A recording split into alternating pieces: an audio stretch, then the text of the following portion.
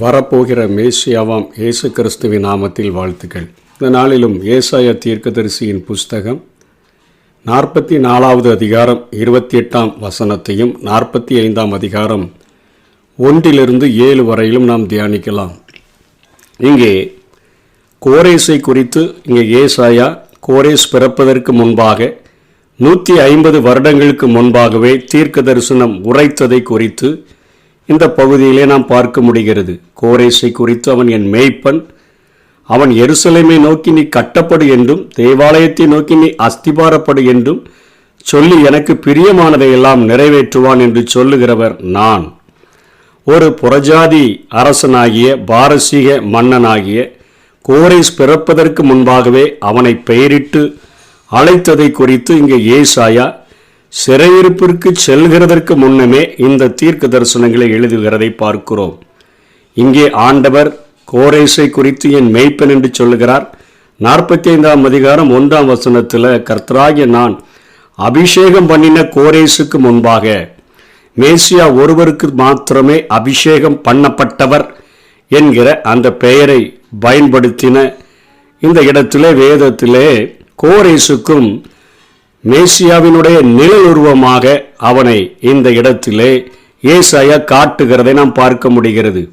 அபிஷேகம் பண்ணின கோரேசுக்கு முன்பாகன்னா மேசியாவினுடைய நிழல் உருவமாக அவனை இங்கே அடையாளப்படுத்துகிறதை பார்க்கிறோம். வட இஸ்ரவேலை அழித்த அசிரியாவின் ராஜாவாகிய சனகரிப்பையும் தெற்கு இஸ்ரவேலை அதாவது யூதாவை அழித்த நேபுகாத் நேச்சாரையும் ஆண்டவர் ஒரு ஆயுதமாக தண்டாயுதமாக பழிவாங்குகிற ஒரு கருவியாகத்தான் பயன்படுத்தினார். அவர்களை குறித்து ஒன்றும் பெரிதாக மேய்ப்பன் என்றோ அல்லது அபிஷேகம் பண்ணப்பட்டவன் என்றோ அழைக்கப்படவில்லை.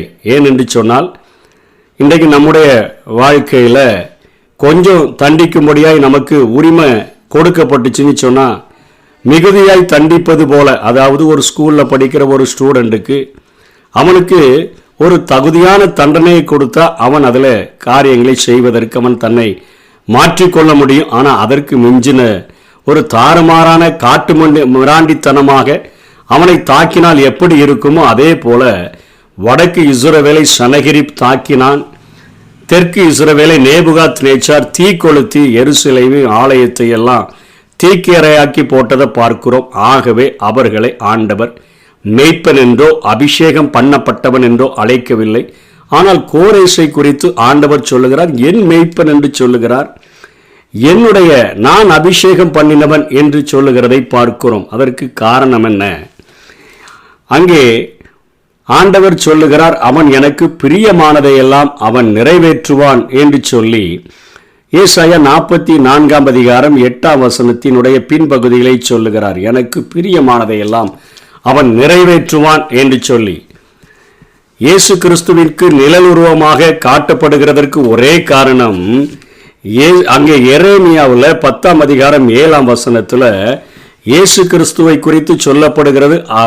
5ஆம் வசனத்தில் அவர் உலகத்தில் பிரவேசிக்கும் பொழுது பலியையும் காணிக்கையும் நீர் விரும்பவில்லை, ஒரு சரீரத்தை எனக்கு ஆயத்தப்படுத்தினீர் என்று சொல்லி பண்ணினீர் என்று சொல்லி 7ஆம் வசனத்தில் அப்பொழுது நான் தேவனே உம்முடைய சித்தத்தின்படி செய்ய இதோ வருகிறேன், புஸ்தக சுருளில் என்னை குறித்து எழுதியிருக்கிறது என்று சொன்னேன் என்றார் என்கிறதை பார்க்கிறோம்.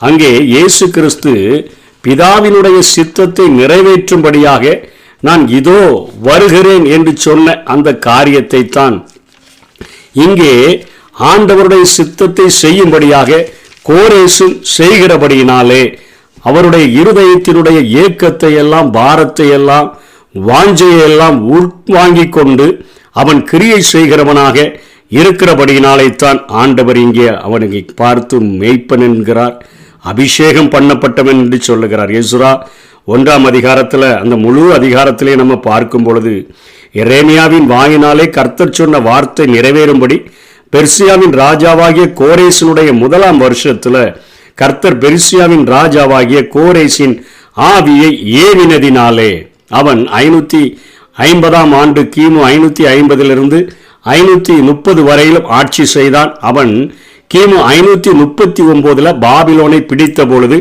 அவனுடைய அரசாட்சியினுடைய 1ஆம் வருஷத்தில் ஆண்டவர் அவனுடைய ஆவியை ஏவினதுனால பரலோகத்தின் தேவனாகிய கர்த்தர் பூமியின் ராஜ்யங்களை எல்லாம் எனக்கு தந்தருளி. அதுக்கு முந்தின அதிகாரத்தில் நம்ம பார்த்தோம், எகிப்தை கொடுத்தார் என்று சொன்னார், எத்தியோப்பியாவை, ஜேபாவை எல்லாவற்றையும் அவருக்கு கொடுத்ததை அவர் இங்கே சொல்லுகிறார். நன்றியறிதலோடு கூட சொல்லுகிறார், பூமியின் ராஜ்யங்களை எல்லாம் எனக்கு தந்துருளி, யூதாவில் உள்ள எருசலேமிலே தமக்கு ஆலயத்தை கட்டும்படி எனக்கு கட்டளையிட்டு இருக்கிறார். உம்முடைய சித்தத்தின்படி செய்ய இதோ வருகிறேன் என்று இயேசு எப்படி சொன்னாரோ அதே போல சொல்லுகிறார். எனக்கு ஒரு கட்டளை கொடுக்கப்பட்டிருக்கிறது. அவருடைய ஜனங்கள் எல்லாரிலும் எவன் உங்களுக்குள் இருக்கிறானோ அவனோட அவனுடைய தேவன் இருப்பாராக. அவன் யூதாவில் உள்ள எருசலேமுக்கு போய் இஸ்ரவேலின் தேவனாகிய கர்த்தருடைய ஆலயத்தை கட்டக்கடவன். எருசலேமில் வாசம் பண்ணுகிற தேவனே தேவன், அவர் ஒருத்தர் தாயா, உண்மையான தேவன். அவருக்கு ஆலயத்தை கட்டும்படியாக நீங்க உங்களுக்குள்ள ஜனங்கள் எல்லாரிலும் எவன்லாம் அந்த தேசத்தை சார்ந்தவன் இருக்கிறானோ அவங்கெல்லாம் போய் ஆகணும்னு சொல்லி அவர் ஒரு மிகப்பெரிய ஒரு ஜீவ ஒன்றை அவர் பாஸ் பண்ணுகிறதை பார்க்கிறோம். அந்த ஜனங்களில் மீதியாயிருக்கிறவன் எவ்விடத்துல தங்கி இருக்கிறானோ அவ்விடத்து ஜனங்கள் எருசலேமில் உள்ள தேவனுடைய ஆலயத்துக்கென்று அவனிடத்தில் உற்சாகமாய் காணிக்கை கொடுத்து அனுப்புகிறதுமன்றி அவனுக்கு பொன் வெள்ளி முதலிய திரவியங்களையும் மிருக ஜீவன்களையும் கொடுத்து உதவி செய்ய வேண்டும் என்றும் பெர்சியாவின் ராஜாவாகிய கோரேஸ் அறிவிக்கிறார் என்று தன் ராஜ்யம் எங்கும் எழுதி அனுப்பி அவன் விளம்பரம் பண்ணுவித்தான் என்று பார்க்கிறோம். அத்தனையாக அவன் முரசு கொட்டி அத்தனை விளம்பரம் பண்ணி, நீங்க அந்த ராஜ்யத்தை கெட்டும்படியாக செல்லுகிறவர்கள், எருசலேமின் ஆலயத்தையும் அந்த அலங்கத்தையும் கட்டும்படியாக செல்லுகிறவர்களுக்கு இப்படிப்பட்ட காரியத்தை செய்ய வேண்டும் என்று சொல்லி கோரேஸ் ஒரு கட்டளை ஏற்றினதை பார்க்கிறோம். அப்பொழுது எருசலேமில் உள்ள கர்த்தருடைய ஆலயத்துக்கு கட்டுகிறதற்கு போகும்படி யூதா பென்யமீனின் வம்சத்தார் தலைவர்கள், ஆசாரியர்கள், லேவியர்கள் எல்லாம் அவர் யார் யார் ஆவியெல்லாம் எழுப்பினாங்களோ அவங்கெல்லாம் போயிட்டாங்க. அவர்களை சுற்றிலும் குடியிருக்கிற யாவரும் மன உற்சாகமாய் காணிக்கை கொடுத்ததுமன்றி வெள்ளி பனிமூட்டுகளையும் பொன்னையும் மற்ற வஸ்துகளையும் மிருக ஜீவன்களையும் உச்சிதமான பொருள்களையும் கொடுத்து அவர்கள் கைகளை திடப்படுத்தினார்கள் என்று பார்க்கிறோம். ஜனங்கள் எல்லாரையும் கொடுக்க வைக்கிறான். பரலோகத்தின் தேவனானவருடைய இதய துடிப்பை புரிந்து கொண்டவனாக, இதிலே பரலோக ராஜாவினுடைய இருதய துடிப்பை எப்படி புரிந்து கொண்டான்? இந்த ஜனங்கள் விடுதலை பெற்று சென்று எருசலேமை கட்டி அவர்கள் அந்த ஆலயத்தை கட்டி அவருடைய அந்த இஸ்ரவேல் ஜனங்களில யூதா கோத்திரத்தில் இருந்துதான் இயேசு கிறிஸ்து பிறக்க போகிறார்.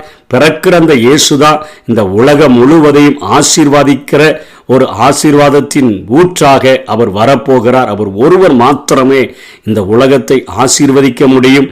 இந்த ஜனத்தை நான் அதனால் விடுதலை செய்யணும் என்கிற ஒரு தூர நோக்குடைய ஆண்டவருடைய அந்த சித்தத்தை, அந்த இதய துடிப்பை புரிந்து கொண்டவனாக தன்னுடைய ஜனங்களையும் அவன் அதற்கென்று உற்சாகப்படுத்துகிறான், அதை கொடுக்கும்படியாக செய்கிறான். அவர்களும் மன உற்சாகத்தோடு கூட தங்களிடத்தில் இருக்கிற உச்சிதமான காரியங்கள் எல்லாவற்றையும் கொடுக்கிறாங்க.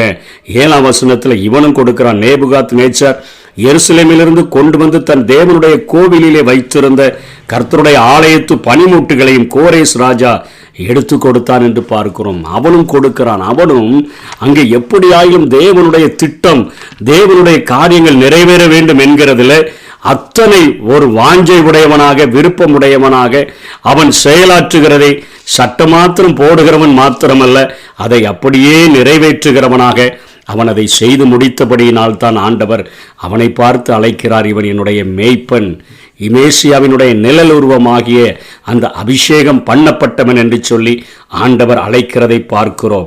அவனை குறித்து தான் இந்த 45ஆம் அதிகாரம் 13ஆம் வசனத்தில் காரியத்தை ஏசாயா எழுதுகிறார். என்ன சொல்லுகிறார்? நான் பூமியை உண்டு பண்ணி நானே அதன் மேல் இருக்கிற மனுஷர்களை சிருஷ்டித்தேன், என் கரங்கள் வானத்தை விரித்தன, அவைகளின் சர்வ சேனையும் நான் கட்டளையிட்டேன் என்று சொல்லிட்டு 13ஆம் வசனத்தில் நான் நீதியின்படி அவனை எழுப்பினேன், அவன் வழிகளில் எல்லாம் செவ்வைப்படுத்தினேன், அவன் என் நகரத்தை கட்டி சிறைப்பட்டு போன என்னுடையவர்களை கிரயமில்லாமலும் பரிதானம் இல்லாமலும் விடுதலையாக்குவான் என்று சேனைகளின் கர்த்தர் சொல்லுகிறார். இந்த ஜனங்களிடத்தில் விடுதலை பெறுகிறதற்கு அவன் பரிமாதானத்தை எதையும் வாங்காம என் கட்டளைகளை அவன் ஏற்று செய்தபடினால்தான் அவனுக்கு நான் எத்தியோப்பியாவை, எகிப்தை, சேபாவை நான் அவனுக்கு மீட்கும் பொருளாக நான் கொடுத்தேன் என்று ஆண்டவர் சொல்லிவிட்டு திரும்பவும் ஆண்டவர் சொல்லுகிறார், முதல் வசனம் 45 அதிகாரத்தில், அவனுக்கு முன்பாக ஜாதிகளெல்லாம் கீழ்ப்படுத்தி ராஜாக்களினுடைய இடைக்கட்டுகளை அவிழ்க்கும்படி அவர்களுடைய நம்பிக்கைகள் எல்லாம் அழிந்து போக பண்ணி அவனுக்கு முன்பாக வாசல்கள் பூட்டப்படாது இருக்க. அப்படின்னு அர்த்தம் என்ன? சிறைப்பட்டு போன ஜனங்கள் விடுதலை ஆகிறதற்கு 24 hours வாசல் திறந்திருக்கத்தக்கதாக, பூட்டப்படாதிருக்க கதவுகளை திறந்து வைக்கும்படிக்கும் அவனை பார்த்து அவன் வலதுகையை பிடித்து கொண்டு அவனுக்கு சொல்லுகிறதாவது, என் ஜனங்கள் போகிறதற்கு நீ வாசல்களை பூட்ட வேண்டாம், கதவுகளை திறந்து வச்சிரு, அவங்க போகட்டும் என்கிற காரியத்தை சொல்லி, நான் உனக்கு முன்னே போய் கோணலானவைகளை செவ்வையாக்குவேன். உனக்கு எல்லா காரியங்களையும் நான் பார்த்து கொள்கிறேன். 20 ஆண்டுகள் வாழ்ந்த அந்த கோரேசினுடைய நாட்களிலே அத்தனை வெற்றியை கொடுத்து ஆண்டவர் அவனுடைய வலது கரத்தை பிடித்து அவனை நடத்தினேன் என்று சொல்லுகிறதை பார்க்கிறோம். உன்னை பெயர் சொல்லி அழைத்திருக்கிற இஸ்ரவேலின் தேவனாகிய கர்த்தர் நானே என்று நீ அறியும்படிக்கு இதை அப்படியே விசுவாசிக்கிறான். ஏன்னா அவன் பறப்பதற்கு 150 வருஷத்துக்கு முன்பாகவே ஏசாயா இவருடைய பெயர் போட்டே எழுதிட்டார. அதை நினைத்து பார்க்கிறான். என்னை பெயர் சொல்லி அழைத்திருக்கிறவர் அவர்தான். நான் பிறப்பதற்கு முன்பே, என் தாயின் கருவில உருவாகிறதற்கு முன்னே என்னை அறிந்த ஆண்டவருடைய இதய துடிப்பை நான் நிறைவேற்ற வேண்டுமே என்கிற பாரத்தோடு கூட இருக்கிறவன் மாத்திரமல்ல, தனக்கு கிடைத்த பொக்கிஷங்களையும் அவருக்கு கொடுப்பதற்காக தீர்மானித்திருந்த அந்த கோரேசை ஆண்டவர் என் மெய்ப்பன் என்கிறார். எனக்கு பிரியமானதையெல்லாம் அவன் செய்வான் என்று சொல்லுகிறார். அதனால் அவனுக்கு என்ன கொடுப்பேன்னு சொல்றாரு. 4ஆம் வசனத்தில், வெண்கல கதவுகளை உடைச்சி இருப்பு தாழ்பால்களெல்லாம் முறித்து அந்த காலத்தில் இருக்கிற பொக்கிஷங்களையும் ஒளிப்படத்தில் இருக்கிற புதையல்களை உனக்கு கொடுப்பேன். நான் என் தாசனாகிய யாக்கோபி நிமித்தமும் நான் தெரிந்து கொண்ட இஸ்ரவேலை நிமித்தமும் நான் உன்னை பெயர் சொல்லி அழைத்து நீ என்னை அறியாதிருந்தும் உனக்கு நாமம் தெரிவித்து, உனக்கு பெயர் வச்சதே நாதான்ப்பா. உனக்கு வெண்கல கதவுகளை உடைக்க போறேன். இருப்பு தாள்களெல்லாம் முறித்து அந்தகாரத்தில் இருக்கிற பொக்கிஷத்தை ஒளிப்பிடத்தில் இருக்கிற புதையல்கள்னு சொன்னா, நேச்சார் அடிச்ச எருசலேமின் ஆலயத்தில் அடித்த கொள்ளையை மட்டும்தான் நம்ம வேதத்தில் பார்க்கிறோம். அவன் ஒரு பொன்னாலான தலையாக அநேக தேசங்களை ஜெயித்தவனாக இருந்தபடினால அங்கே அடித்து கொண்டு வந்து வச்சிருந்த தன்னுடைய பொக்கிஷ சாலையில் உள்ள எல்லாவற்றையும் ஆண்டவர் கோரேசுக்காக அவர் கொடுக்கிறதை தான் இந்த வசனத்தில் எழுதியிருக்கிறதை பார்க்கிறோம். அவனுக்கும் சொல்றாரு, இவ்வளோ பெரிய வெற்றியை நான் தந்தபடினால நீ என்னை புரிந்து கொள்ளணும். நானே கர்த்தர், வேறொருவரும் இல்லை, என்னை தவிர தேவன் இல்லை அந்த பூமி முழுவதிலும். அதனால தான் அவர் சொல்றாரு, பரலோகத்தின் தேவனானவர் என்று சொல்லி அந்த எஸ்ராவில் எழுதப்பட்டிருக்குது. அவர்தான் பூமியில் உள்ள எல்லா ராஜ்யங்களையும் அவர்தான் ஆளுகிறார் என்கிற அளவிற்கு அவன் அத்தனை அறிவுடையவனாக மாற்றப்பட்டதற்கு காரணம் ஆண்டவர் அவனோடு கூட பேசி அவனுக்கு போதிக்கிறார். என்னை தவிர ஒருவனும் இல்லை என்று சூரியன் உதிக்கிற திசையிலும் அது அஸ்தமிக்கிற திசையிலும் அறியும்படிக்கு நீ என்னை அறியாதிருந்தும் நான் உனக்கு இடைகட்டு கட்டினேன். நானே கர்த்தர், வேறொருவரும் இல்லை என்று சொல்லி பேசிட்டு அவருடைய தொழுகையை குறித்தும் 7ஆம் வசனத்தில் ஆண்டவர் சொல்லுகிறதை பார்க்கிறோம். ஒளியை படைத்து இருளையும் உண்டாக்கினேன், சமாதானத்தை படைத்து தீங்கையும் உண்டாக்குகிறவர் நானே, கர்த்தராகிய நானே இவைகளையெல்லாம் செய்கிறவர் என்று சொல்லுகிறார். அந்த நாட்களிலே பெர்சியர்களுடைய தொழுகை எப்படிப்பட்டதா இருந்தது என்று சொன்னால், ஒளியை வழிபடக்கூடியவர்களாக இருந்தார்கள். ஒளி என்று சொன்னால் தெய்வம் என்று சொல்லி, இருள் என்று சொன்னால் சாசு தீங்கு என்று சொல்லியும் அவர்களுடைய மனதிலே பதிந்திருந்தபடியினாலே கோரேசும் அப்படிப்பட்ட தொழுகை பழக்கமுடையவனாய் இருந்தபடியினால ஆண்டவர் அவனோடு கூட பேசுகிறார். தேவன் ஒளியாய் இருக்கிறார், அவரில் எவ்வளவு வேணும், இருள் இல்லை என்று சொல்லி போதிக்கிறார். ஒளியை உண்டாக்குனதே நாதாப்பா, நீ ஒளியை வணங்குகிறதற்கு பதிலாக என்னை தொழுதுகொள் என்று சொல்லுகிறார். இருளையும் உண்டாக்கினேன் என்று சொல்லுகிறார். தீங்க சாச மேற்கொள்ளுகிறதற்கு என்னிடத்துல பலன் இருக்குது, சத்துவம் இருக்குது. உனக்கு முன்னால நான் போய் கோணலானதெல்லாம் செவ்வையாக்க முடியும். என்னிடத்துல எவ்வளவேனும் இருள் இல்லை என்று சொல்லுகிறார். சமாதானத்தை படைத்து தீங்கையும் உண்டாக்குகிறவர் நான். எங்கே சமாதானம் வேண்டுமோ அங்கே சமாதானத்தையும், எங்கே தீங்கை மனம் திரும்புகிறதற்கு அனுமதிக்க வேண்டுமோ அங்கே தீங்கையும் உண்டாக்குகிறவர் நானே, கர்த்தராகிய நானே இவைகளையெல்லாம் செய்கிறவர் என்று சொல்லி அங்கே கோரேசுக்கு ஒரு சுவிசேஷத்தையும் ஆண்டவர் சொல்லுகிறதை பார்க்கிறோம். அவனுடைய கல்லறை இன்றைக்கும் ஈரான் தேசத்தில் கொஞ்சம் உடைக்கப்பட்ட நிலைமையில காணப்படுகிறது என்று சொல்லி கண்டுபிடித்திருக்கிறார்கள். மிகவும் தாழ்மையாக வாழ்ந்த ஒரு பேரரசன் என்று சொல்லி அவனை குறித்து வாசகங்கள் எழுதப்பட்டிருக்கிறதாக சொல்லுகிறார்கள். இன்றைக்கும் அதே போல நாமும் ஆண்டவரை அறிந்து கொண்டோம் என்று சொல்லுகிறோமே. நம்ம பவுல் சொல்லுகிறார, கிறிஸ்து நான் ஒவ்வொருவருக்குள்ளேயும் உருவாகிற வரையிலும் நான் கற்ப வேதனை படுகிறேன்னு சொல்லுகிறார. இன்னைக்கு ஒவ்வொருவருக்குள்ளாக கிறிஸ்து உருவாகும்படியாக, அந்த கிறிஸ்துவின் மூலமாகத்தான் எப்படி இஸ்ரவேலிலிருந்து கிறிஸ்து தோன்றி இந்த உலகம் முழுவதையும் ஆசீர்வதிக்கும்படியாய் அவர் எழுந்தருளுகிறாரோ, அதே போல ஒரு மனிதனுடைய உள்ளத்தில், அவனுடைய இல்லத்தில் கிறிஸ்து பிறந்தார்னு சொன்னால், உருவாகி விட்டார் என்று சொன்னால், அவனை மாத்திரமல்ல அவனை சார்ந்தவர்களை ஆசீர்வதிப்பதற்கு, கிறிஸ்து உருவாகிறதற்கு ஒரு தொலைநோக்கு பார்வை உடையவனாக, ஒரு கோரேசை போல உமக்கு பிரியமான காரியங்களை செய்யும்படியாக, உம்முடைய சித்தத்தை நிறைவேற்றும்படியாக இதோ வருகிறேன் என்று சொல்லி அத்தனை ஒரு வாஞ்சை உடையவர்களாக, ஆண்டவர் அவன் பக்கிஷ சாலையை திறந்து பார்க்கும் பொழுது தேவனுக்குரியவைகள் தேவனுக்கு சென்று விட வேண்டும் என்று சொல்லி எருசலேமிலிருந்து நேபுகாத் நேச்சார் கொண்டு வந்த எல்லா காரியத்தையும் கொடுத்தது போல ஆண்டவருக்கு சேர வேண்டியவைகளை ஆண்டவருக்கு கொடுத்து, அவருக்கென்று சமயம் வாய்த்தாலும் வாய்க்காவிட்டாலும் ஆண்டவருடைய வார்த்தைகளை விசேஷமாய் அறிவித்து, கிறிஸ்து உருவாகிற வரையிலும் நான் கற்ப வேதனை படுகிறேன் என்று சொல்லி கண்ணீரிலும் காரியங்களிலும் நம்மை சார்ந்தவர்களுக்காக நாம் ஜெபித்தோம் என்று சொன்னால், நிச்சயமாக ஆண்டவர் நம்மையும் பார்த்து மேய்ப்பன் என்று அழைக்க முடியும். எனக்கு பிரியமானவைகளையெல்லாம் இவன் செய்கிறவனாக காணப்படுகிறான் என்று சொல்ல முடியும். நமக்கும் அவர் வெண்கல கதவுகளை உடைத்து, இருப்பு தாள்களை முறித்து, அந்த காலத்தில் இருக்கிற பொக்கிஷங்களையும் ஒளிப்பிடங்களில் மறைந்திருக்கிற புதை பொருள்களையும் அவர் நமக்கு தந்துவிட முடியும். ஆண்டவருக்காக பிரயாசப்படுவோம், ஆண்டவருக்காக உழைப்போம்.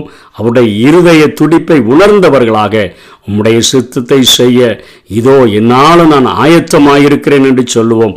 அப்படிப்பட்ட வாழ்க்கையை வாழ்ந்தோம் என்று சொன்னால் நிச்சயமாக தேவனுடைய கரத்தில் ஆசீர்வாதத்தை பெற்றுக்கொள்ள முடியும். தேவன் தாமே தம்முடைய கிருபைகளை நமக்கு அபரித விதமாக தந்தருள்வாராக. ஆமென். உமக்கு பிரியமானதை செய்ய எனக்கு கற்றுத்தாரும் தெய்வமே,